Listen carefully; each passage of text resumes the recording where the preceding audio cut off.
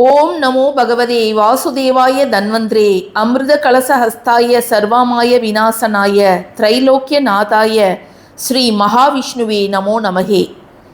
இப்போ நம்ம பார்த்தது தன்வந்திரி பகவானோட மந்திரம்.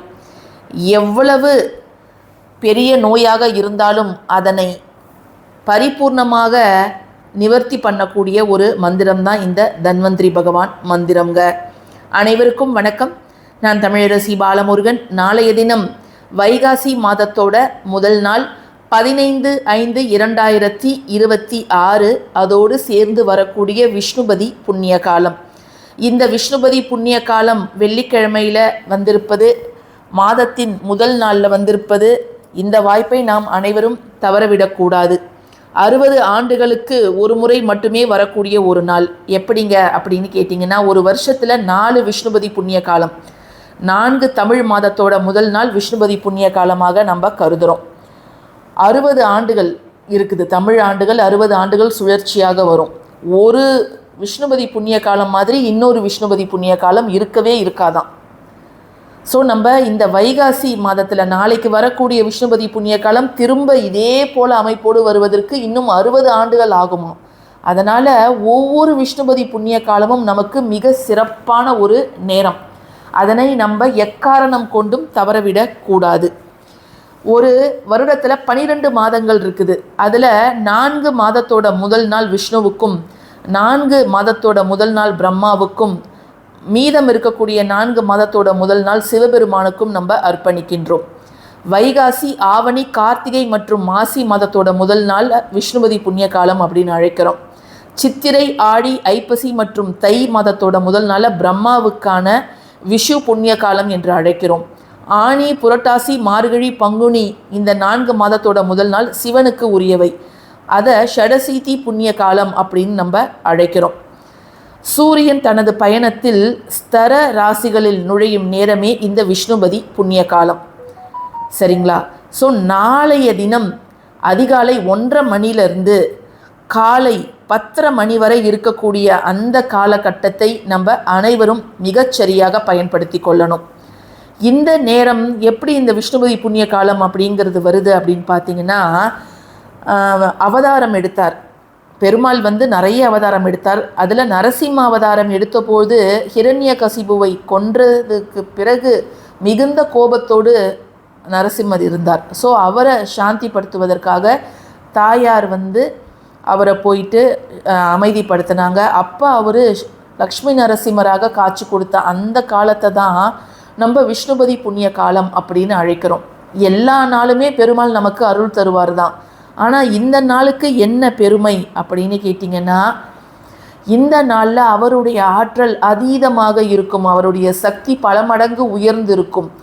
அதனால் நம்ம இந்த காலகட்டத்தில் நமக்கு தேவையானதை பெருமாள் கிட்ட கேட்கும்பொழுது நிச்சயமாக எந்தவித தடைகளும் வந்தாலும் அதை நிவர்த்தி செஞ்சுட்டு நாம் கேட்டதை அவர் நிறைவேற்றியே தருவார் அப்படின்னு சொல்லப்படுது. இந்த காலகட்டத்தில் நம்ம கோவிலுக்கு போகலாம். அல்லது கோவிலுக்கு போக முடியாதவர்கள், எங்கள் வீட்டுக்கு பக்கத்தில் கோவில் இல்லை, நாங்கள் என்ன செய்கிறது அப்படின்னு நினைக்கிறவங்க, அவங்க வீடுகளிலேயே தங்களால் இயன்ற சின்ன சின்ன வழிபாடுகளை தாராளமாக செய்யலாம். நீங்கள் கோவிலுக்கு போகும் பட்சத்தில் 10:30 மணிக்குள்ளார, நாளை காலைல 10:30 மணிக்குள்ளார நீங்கள் கோவிலுக்கு போயிடணும். 10:12 ராகு காலம். அதனால் 10:30க்கு முன்னாடி நீங்கள் கோவிலுக்கு போங்க. அதை மாதிரி கோவிலுக்கு போகும்பொழுது நீங்கள் எடுத்து செல்ல வேண்டியது துளசி மாலைகளோ அல்லது இலைகளோ, அதுக்கப்புறம் மல்லிகை மலர்கள். ஏன்னா இந்த காலகட்டத்தில் வெள்ளை நிற வாசனையான மல்லிகையோ முல்லையோ நமக்கு கிடைக்கும். அதையும் வாங்கிட்டு போங்க. இந்த விஷ்ணுபதி புண்ணிய காலத்தில் பொதுவாக என்ன சொல்லப்படுது அப்படின்னு கேட்டிங்கன்னா, கொடிமரம் இருக்கக்கூடிய கோவிலுக்கு நீங்கள் போனீங்கன்னா மூலவர் சந்நிதியோடு நீங்கள் கொடிமரத்தையும் சுற்றி வாங்க. 27 சுற்றுகள் நீங்கள் சுற்ற வேண்டும். 27 சுற்று நீங்கள் சுற்றும் பொழுது ஒவ்வொரு முறை சுற்றி வரும்பொழுதும் ஒரு பூவை நீங்கள் அந்த கொடிமரத்துக்கு கீழே போடுங்க. அந்த 27 முறையும் நீங்கள் உங்களுக்கு உங்கள் வாழ்க்கையில் என்ன வேண்டுமோ, ஒரு வேண்டுதல் மட்டும் கிடையாது, எத்தனை வேண்டுதல் இருக்குதோ அத்தனையையும் நீங்கள் எந்தவித தயக்கமும் இல்லாமல் பெருமாள் கிட்ட கேட்டு பெறலாம் அப்படின்னு சொல்லப்படுது. அதே போல் நாளை 10:30 மணிக்குள்ளார காலையில் நீங்கள் விடியற்காலை எழுந்திரிச்சாலும் முதல்ல நீங்கள் கேட்க வேண்டியது விஷ்ணு சஹஸ்ரநாமம். விஷ்ணுவோடவ 1000 பெயர்களை உங்களுடைய காதுகளால் கேட்டாலே நாளை கோடி புண்ணியம் ஏற்படும் அப்படின்னு சொல்லப்படுது. அதே போல் மகாலட்சுமி அஷ்டோத்திரம், இதையும் நீங்கள் தாராளமாக கேட்கலாம். இவையெல்லாம் நீங்கள் நாளைக்கு செய்யலாம் அப்படிங்கிறத நான் சொல்ல வரேன். இல்லைங்க எனக்கு கோவிலுக்கெல்லாம் போக முடியாது, நான் வீட்டில் தான் இருப்பேன் அப்படின்னாலும் இப்போ நம்ம சொல்லக்கூடிய அந்த மந்திரத்தை 27 முறை உங்கள் வீட்டிலருந்தே உச்சரிக்கலாம். அல்லது கோவிலுக்கு செல்பவர்கள் ஒவ்வொரு முறையும் அந்த கொடிமரத்துக்கிட்ட நீங்கள் மலரை போடும்பொழுது இப்போ நம்ம சொல்லக்கூடிய ஒரே ஒரு வரி மந்திரம், எளிய மந்திரம், செல்வ செழிப்பை வாரி வாரி வழங்கக்கூடிய மிக அற்புதமான ஒரு மந்திரம். அந்த ஒரு மந்திரத்தை நீங்கள் எல்லாருமே சொல்லுங்கள். எல்லாருமே கமெண்ட் செக்ஷனில் ஓம் நமோ நாராயணாய அப்படிங்கிறத டைப் பண்ணிவிடுங்க. இன்னும் ஒரு சின்ன வேண்டுகோள், அனைவருக்கும் இந்த பதிவை நீங்கள் ஷேர் பண்ணுங்கள். ஏன்னா இது வருடத்திற்கு 4 முறை மட்டுமே வரக்கூடிய ஒரு அற்புதமான வாய்ப்பு. அதனால் எல்லாருக்குமே இதை நீங்கள் ஷேர் பண்ணுங்கள். அது மட்டும் இல்லாமல் நீங்கள் நாளைக்கு கோவிலுக்கு போகும்பொழுது அங்கு பிரசாதமாக தரக்கூடிய துளசி இலைகள், அதுக்கப்புறம் மல்லிகை மலர்கள், அதோடவே சேர்ந்து தாயாரோட குங்குமம், இவை 3ஐயும் நீங்கள் வீட்டுக்கு வந்து உங்களுடைய பூஜை அறையில் வைத்து வழிபாடு செய்து அதன் பிறகு அதை உங்கள் நகைப்பெட்டியிலையோ அல்லது பணப்பெட்டியிலையோ நீங்கள் வச்சு பாருங்கள். நிச்சயமாக அந்த பண சுழற்சி, மணி ரொட்டேஷன் அப்படிங்கிறது எந்த ஒரு தடையும் இல்லாமல் நடந்து கொண்டே இருக்கும். பணம் ஒரு பக்கம் செலவானாலும் மறுபக்கம் உங்களுக்கு வந்து கொண்டே இருக்கும். அதே போல் நகை எப்பொழுதும் அந்த இடத்துல இருந்துக்கிட்டே இருக்கும். அந்த நகையை நம்ம அடமானத்தில் வைக்கக்கூடிய சூழல் எதுவும் ஏற்படாது.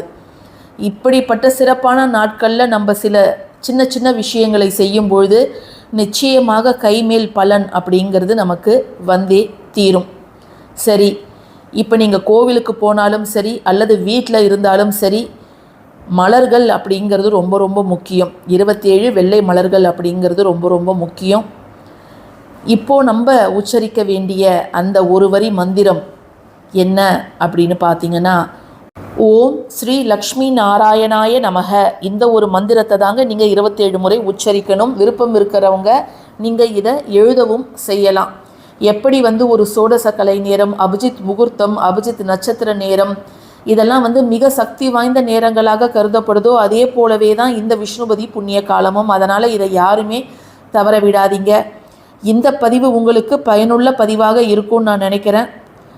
இது 100 ஏகாதசி விரதம் இருந்தால் நமக்கு கிடைக்கக்கூடிய சக்தியை இந்த ஒரு நாளில் நாம் பெற்றுவிடலாம்.